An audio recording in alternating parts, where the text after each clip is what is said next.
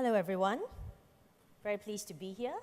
So for the next 15 minutes, I invite you to come with me on a journey that might be a little scary, a little disruptive for today, because I would like to take you on a journey back to the real world for the next 15 minutes, where there'll be no digital, and we'll talk about getting out there and being with real people and meeting with consumers. So what I'd like to speak with you today is about the amazing consumer journey, which is really about a program that the Kraft Foods Consumer Insights team created to take our entire organization on a journey to re-engage and get closer to our consumer again.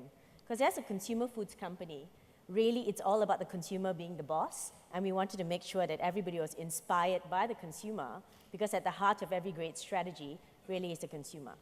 So just a couple of things about Kraft to start off with. We have an amazing brand portfolio. So 12 brands with more than 1 billion in revenue. A couple of them you probably know quite well, like Oreo or Cadbury Dairy Milk. 70 plus brands with more than 100 million in revenue, 40 brands over 100 years old, and 80% of our brands are in #1 share positions. A few little facts about the company. We are a $52 billion company, which at the moment, because we're splitting up into two next year, we're the world's #2 food company, #1 in global confectionery and biscuits. A lot of people think when I say Kraft, people say cheese, especially in Singapore. People don't realize that actually we sell primarily chocolates and biscuits. So what is the amazing consumer journey? The amazing consumer journey is an internal consumer connection program run region-wide in Asia Pacific across 9 countries. Really the purpose of this program when we created it was to transform Kraft Foods Asia Pacific into a more consumer-centric organization. So what we found over the years is that we were doing a lot of consumer research, a lot of market research, but we were really becoming what we call kind of almost desk researchers and marketers, and not really spending a lot of time out there with consumers. You know, in most cases as well, if you look at a lot of marketers or even insights people, we are very different to the people who are actually our consumers who consume our brands. And this was a key part of what we wanted to create with the amazing consumer journey. And as you can see, I've brought a couple of them with me actually. So this is Grace over here, and I'll tell you a little bit more about her. She was really where this journey started. So what is it though, really? People ask me, what is this amazing consumer journey? But we've taken it to 9 countries. Really what it is we go out there, we bring people, we bring employees, cross-functional employees, out there to really be with consumers in their homes, live their lives, but also go beyond just understanding how they consume our brand and categories, but really understand their lives, their dreams, their aspirations. You know, how they live their lives, what they actually do in their free time, how they actually surf the net, how they actually consume media. It is cross-functional. So this was the other thing that was unique about this program, which is that it wasn't just about marketing and market research or insights people, but it was the whole organization that went out. Because we truly believe that the consumer is everybody's boss in our company, not just in the domain of the insights and the marketing people. The other thing that we do to make sure we have actionable outcomes, because as you know, very often, more than not, you can have insights that reside in a report or just in an insights function, but to make sure that it's actionable, we tie it very specifically to business challenges. So how is it different to previous consumer connection campaigns? Firstly, we put a face to each consumer. So I would like to introduce you to Grace. So this is Grace, and she's amazing. And the way we came out is, it's really the program started in the Philippines. And in the Philippines in 2009. And I'd say our consumer in the Philippines is primarily a mother. She's about 32, 33 years old. She has 3 children, probably works part-time as a telemarketer. And she's probably in the SECC, so mass consumer category. But instead of defining our TG or target group like that, we decided to give her a name. We decided to personify her, to actually make her real to people, so that they would actually understand our consumer and treat her as if she were a friend or a family member. So therefore, Grace was born. Philippines is a very Catholic country, so we called her Amazing Grace. After the song, the penny drops. Everybody now understands why it's called the Amazing Consumer Journey. But it started with Amazing Grace, the song, and then we turned it into the Amazing Race by actually bringing together groups of people cross-functionally across the organization, putting them in teams in a race to discover the consumer with prizes at the end for the people who came up with the best insights. So really what's unique about it, as I said, it was personified, the consumer was personified, At the same time, it was sponsored by the general manager, so at the most senior levels, and the consumer insights team, not just marketing. And at the same time, we made it fun. We made it fun, we made it exciting, and people actually really wanted to be a part of this.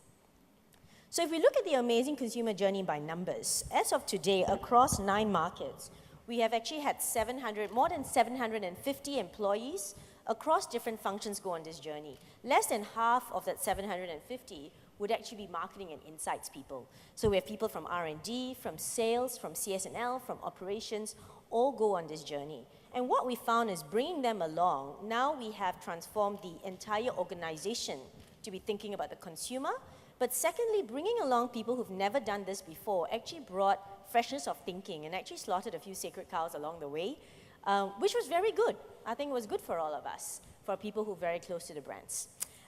Collectively as a group, over a period of about 15 months, we've clocked up 11,000 hours with consumers across the region, which would be roughly about 450 days. So it's a huge commitment on our part of the organization.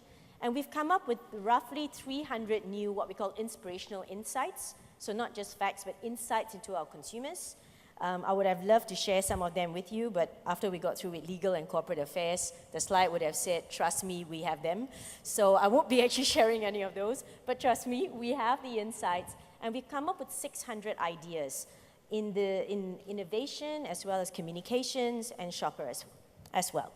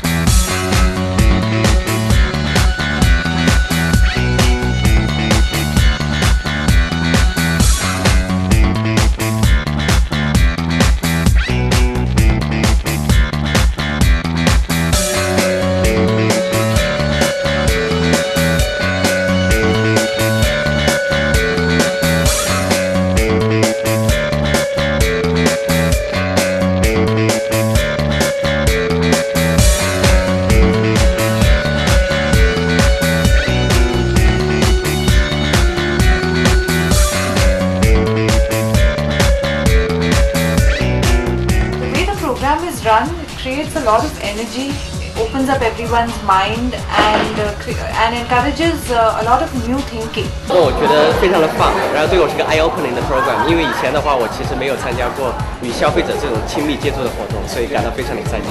The big part is Amazing Anjali. Now, Amazing Anjali has spread this whole I would say joyful infection way beyond the marketing floor to the various sectors of the company. We set a vision to be a powerhouse marketing organization. You are living that right here and right now. This is a total transformation, and I want you to take a moment and applaud yourselves for this achievement.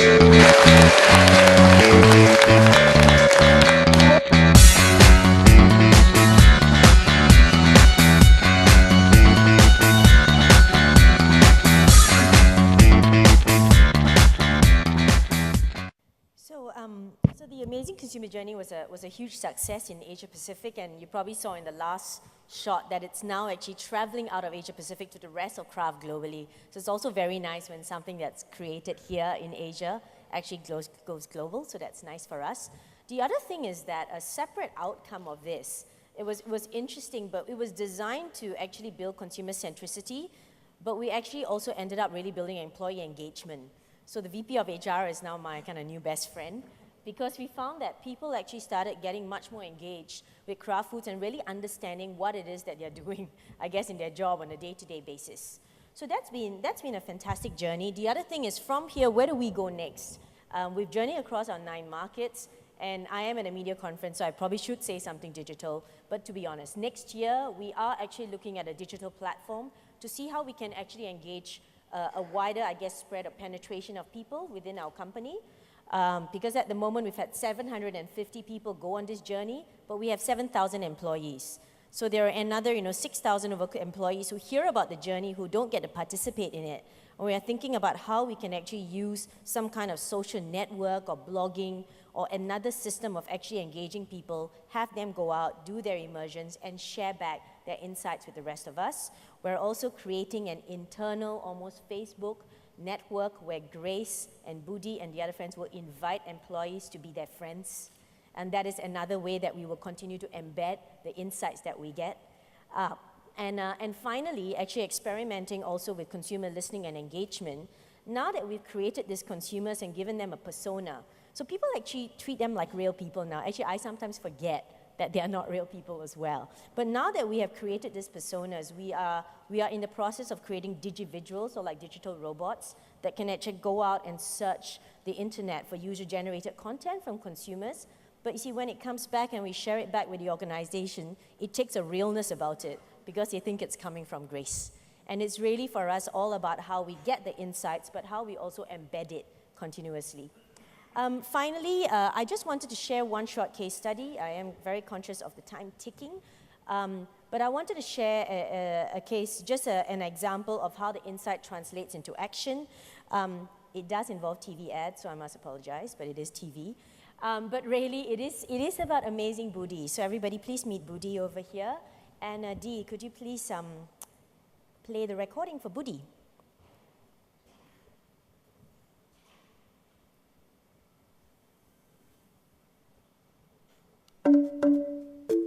Selamat pagi, my name is Budi. I am 10 years old and I'm in 4th grade. My mom is a housewife and my father works in the car workshop. I have an older brother, Eko, who's 12 now, and one little brother, Ari, 6 years old. I go to school 6 days a week. School starts at 6:30 a.m. and finish by 1 p.m. My father gives me 3,000 rupiah pocket money a day, and I use it to buy something to eat in the canteen or snacks after school when I play football with my friends.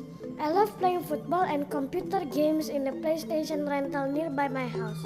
I also like watching cartoon on TV and don't like reading. When you come and visit me later, I'll show you my school and let you play with my friends. Sampai jumpa.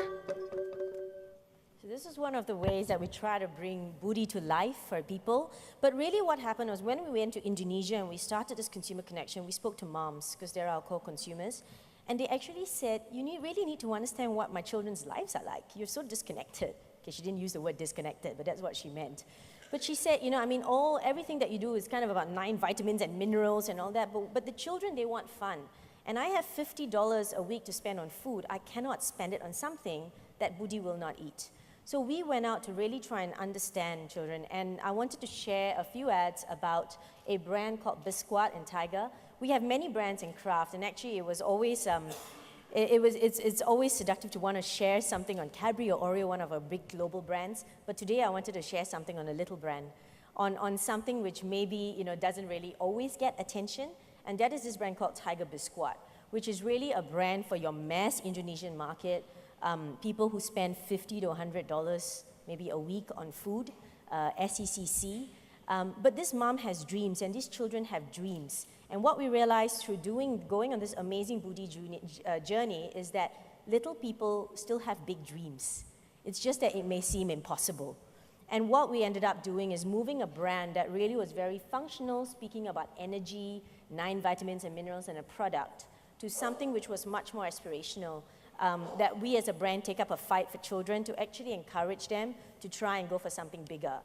The other thing moms told us is that they worry about their children, drugs, issues like that, unfortunately, even with 10-year-olds, and sport was something that was still considered very wholesome. So we came up with a campaign designed around football, which is a key kind of, you probably heard from Budi, his favorite pastime, apart from his computer games.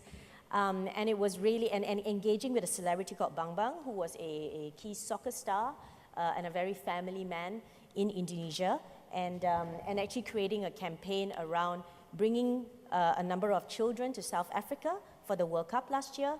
But also now it's actually morphed into creating what we call the Biscuit Academy Juaran, which is like almost a soccer school for children to come in and participate, and we bring in stars. In this case, it was Fabrica, so people from Arsenal back then. to actually come in and do the coaching. So let me just share some of the articulations of the understanding and insights of Budi to advertising. So it's about inspiring Indonesian kids that every child can be a champion.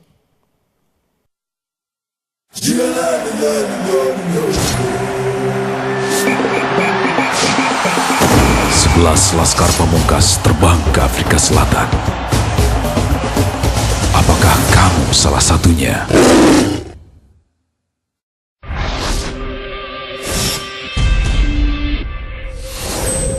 Biskuat 11 laskar pamungkas, mari terbang ke Afrika Selatan bersama BP. Menangkan juga 10.000 bola BP dan ratusan ribu hadiah lainnya. Masukkan satu bungkus biskuatmu dan data diri ke Dropbox di toko. Buruan, karena Bambang tidak akan menunggu selamanya. Biskuat Tiger Cup telah tiba. Siapkan energi tim sekolahmu merebut piala Biskuat Tiger Cup. Daftarkan timmu dan jadilah yang terbaik. Semua bisa jadi macam.